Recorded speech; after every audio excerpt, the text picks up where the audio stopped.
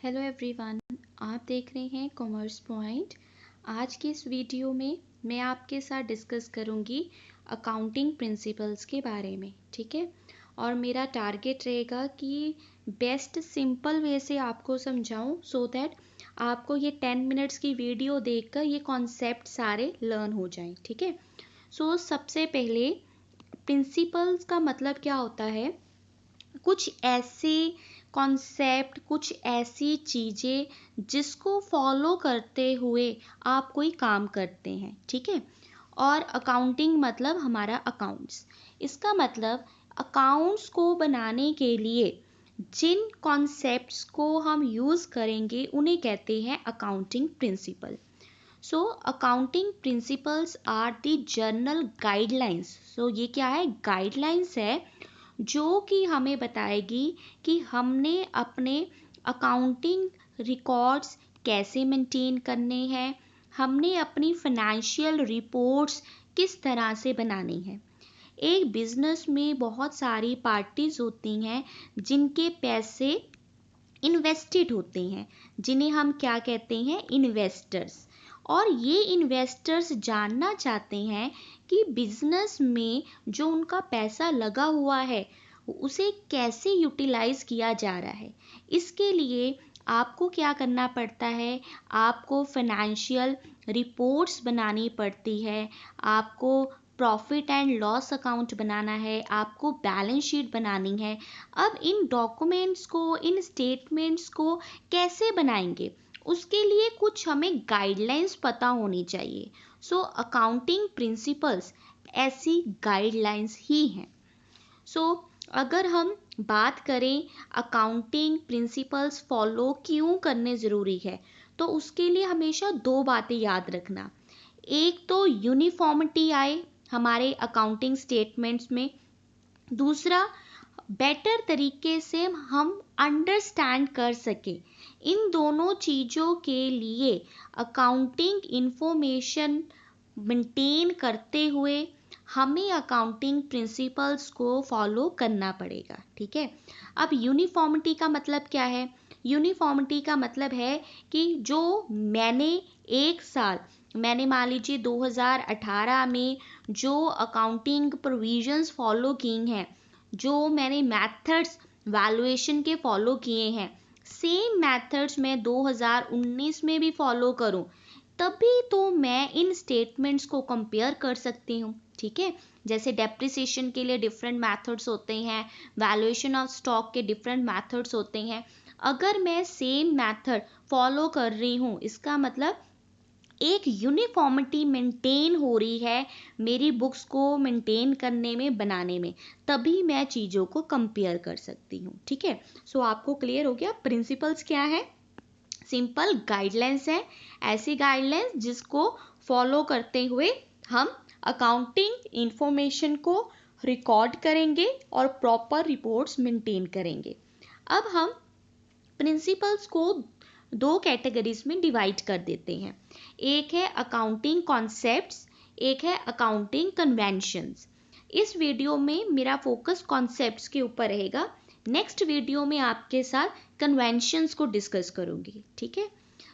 Accounting concept का मतलब क्या है?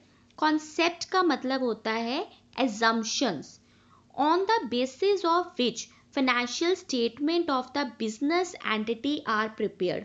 तो जो हमने फाइनेंशियल स्टेटमेंट्स प्रिपेयर करनी है उसको कुछ एजम्पशंस के बेसिस पर प्रिपेयर किया जाता है। इन्हीं एजम्पशंस को हम अकाउंटिंग कॉन्सेप्ट्स कहते हैं। An assumption is something which is accepted as a true। assumption का मतलब क्या है? कोई भी ऐसी चीज जिसको हम ट्रुथ मान लेते हैं। हो सकता है वो रियल लाइफ में ट्रुथ हो या ना हो, रियल लाइफ में वो ट्रू और फॉल्स दोनों हो सकती हैं, ठीक है। बट हम assumptions को ट्रू मान के अपनी फाइनेंशियल स्टेटमेंट्स को प्रिपेयर करेंगे, ठीक है। अब जल्दी से मूव करते हैं। सबसे पहले है हमारे पास business entity concept. Business entity concept एक बहुत ही सिंपल कॉन्सेप्ट है। इसमें बस एक बात याद रख लेना, इसमें हम ये assumption लेकर चलते हैं कि हमारा ऑनर और बिजनेस दोनों अलग अलग चीजें हैं, ठीक है। They have the separate at the distinct entity, ठीक है। ऑनर अलग है और बिजनेस एंटिटी जो है हमारा अलग है। इस वजह से ऑनर अगर कोई पैसे इन्वेस्ट करेगा बिजनेस में, उसको कैपिटल माना जाएगा और कैपिटल के ऊपर बिजनेस ऑनर को रिटर्न पे करता है। अगर ऑनर कुछ पैसे बाहर निकलवा लेता है बिजनेस से, उसको हम ड्राइंग्स कहते हैं और ड्राइंग्स के ऊपर ऑनर को इंटरेस्ट पे करना पड़ता है बिजनेस को, ठीक है। सो बिजनेस एंटिटी कॉन्सेप्ट कहता है ऑनर अलग है और बिजनेस हमारा अलग है। इसका मतलब ऑनर की जितनी भी पर्सनल ट्रांजैक्शंस हैं वो हम बिजनेस में एज अ ड्राइंग्स या फिर एज अ कैपिटल रिकॉर्ड करेंगे। अब इस कॉन्सेप्ट का क्या इफेक्ट पड़ता है? Only the business transactions are recorded और reported and not the personal transaction of the owner. So अगर मैं मान लीजिए ऑनर हूँ किसी कंपनी की, अगर मैंने पर्सनल एक कोई स्कूटर खरीदा है तो वो बिजनेस की एसेट नहीं होगी, वो मेरी पर्सनल प्रॉपर्टी है। अगर जो देनदार है वो मेरे पास पैसे लेने आएंगे तो सिर्फ बिजनेस की जो प्रॉपर्टी है वो लाइबल होगी, मेरी पर्सनल प्रॉपर्टी लाइबल नहीं होगी।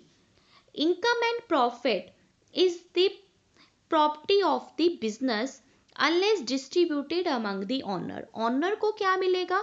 ऑनर को तो सिर्फ डिविडेंड मिलेगा जितनी उसने इन्वेस्टमेंट की है उस बेसिस पर, ठीक है। उसको इनकम या प्रॉफिट का डिस्ट्रीब्यूटेड पार्ट ही मिलता है। The personal assets of the owner or the shareholder are not considered while reporting the assets of the business entity. So जब business की assets को हम record करते हैं तो उसमें हम ऑनर की पर्सनल प्रॉपर्टी को कंसीडर नहीं करते। सेकंड हमारे पास कॉन्सेप्ट आ जाता है दैट इज मनी मेजरमेंट। तो ये कॉन्सेप्ट कहता है कि हमने सिर्फ उन्हीं एंट्रीज को रिकॉर्ड करना है जो कि मनी में हम मेजर कर सकते हैं। जैसे कि मान लीजिए हमारे पास मशीनरी जो है वो है 10 लाख की, तो 10 लाख क्या है? That is the monetary value. Machine को आप मेजर कर सकते हैं, यस, तो इसको रिकॉर्ड कर लीजिए। हमारा जो एम्प्लॉई है वो बहुत ज़्यादा एफिशिएंट है, लेकिन उसकी एफिशिएंसी को हम in the terms of number measure नहीं कर सकते। हम ये नहीं कह सकते कि वो 10 किलो एफिशिएंट है, ये 20 किलो एफिशिएंट है, ठीक है। तो उसको अगर हम मेजर नहीं कर सकते तो उस चीज़ों को हम अपनी बुक्स में रिकॉर्ड नहीं करेंगे, ठीक है। अगला हमारे पास थर्ड कॉन्सेप्ट आ जाता है that is the historical cost concept. The various asset acquired मतलब परचेज करना। बिजनेस ने, फर्म ने जितनी भी एसेट्स एक्वायर की हैं, परचेज की हैं, उसको हम रिकॉर्ड करते हैं एक्चुअल अमाउंट स्पेंट, जितना पैसा आपने खर्च किया है। आप प्रेजेंट वैल्यू के ऊपर रिकॉर्ड नहीं करोगे, आप रिकॉर्ड करोगे कॉस्ट प्राइस के ऊपर, जितने का वो खरीदा था। बट एक चीज याद रखना, हम हमेशा डेप्रिसिएशन चार्ज करते हैं और डेप्रिसिएशन से उतनी ही वैल्यू एसेट की रिड्यूस हो जाती है और नेट वैल्यू को हम अपने बुक्स में रिकॉर्ड करते हैं। उसके बाद फोर्थ कॉन्सेप्ट है that is going concern concept. तो यहाँ पर हम मानते हैं कि बिजनेस जो है वो कंटिन्यू होता रहेगा। इसी वजह से हम क्या करते हैं, एक क्लियर डिस्टिंक्शन कर देते हैं between the asset and expenditure. अगर हम ये मान के चले कि बिजनेस सिर्फ 1 साल के लिए है, सिर्फ 2 साल के लिए है, फिर तो जो भी आप खर्चा करोगे वो एक्सपेंसेस ही होंगे। लेकिन अब हम यहाँ पर कंसीडर कर रहे हैं कि बिजनेस एक गोइंग कॉन्सेप्ट है, ये कंटिन्यू रहेगा। इसी वजह से हम जो भी खरीदते हैं उसको अपने एसेट्स मान लेते हैं और हर साल कुछ वैल्यू एज अ डेप्रिसिएशन हम रिड्यूस करते जाते हैं। If it is certain that business will continue for this specific period, then the accounting records will be kept on the basis of expected life of the business. तो अगर मुझे पता होगा कि मेरा बिजनेस सिर्फ 5 साल चलेगा तो अकॉर्डिंगली मैं बुक्स को मेंटेन करके रखूंगी. लेकिन हम बिजनेस में मान के चलते हैं कि हमारा बिजनेस एंटरप्राइज जो है that is going to be continue in the coming year.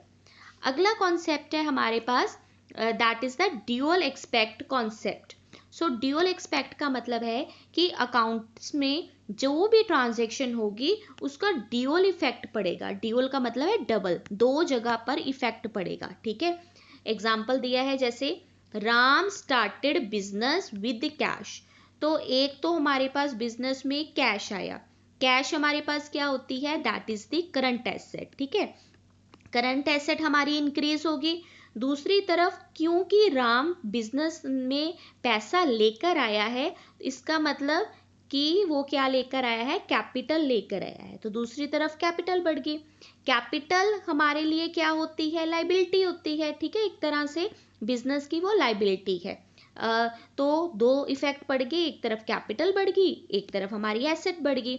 और ये लाइन ये हमेशा याद रखना, यूजीसी में बहुत बार आपको पूछा जाता है, assets will be equal to capital plus liability. ठीक है, इसको हमेशा आपने याद रखना है.